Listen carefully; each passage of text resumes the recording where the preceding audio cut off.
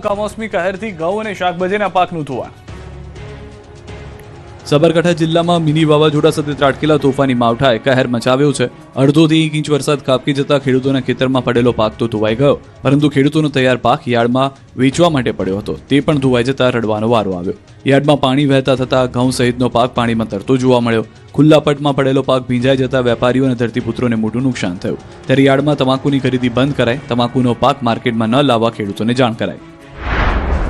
તો સાબરકાંઠા પંથકમાં શાકભાજીના પાકનો પણ સોથ વળી ગયો. પ્રાંતિજ, તલોદ, હિંમતનગરના 1 ઇંચ વરસાદ પડતા વેલાવાળી શાકભાજીમાં નુકસાન છે. ટામેટા, મરચા, રીંગણ, દૂધી સહિતના પાકનો સોથ વળી ગયો છે.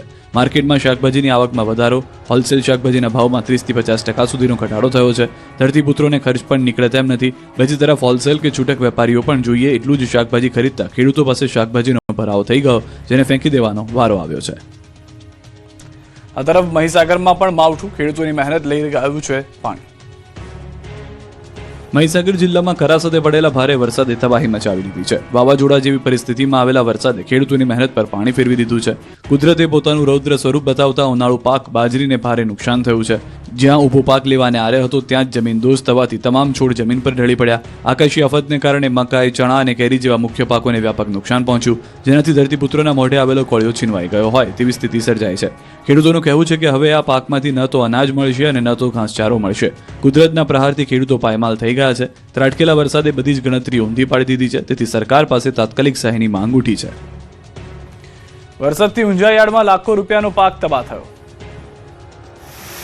મહેસાણા જિલ્લાના ઊંઝામાં ભારે પવન સાથે ત્રાટકેલા વરસાદે ખેડૂતો અને વેપારીઓની ચિંતામાં વધારો કર્યો છે.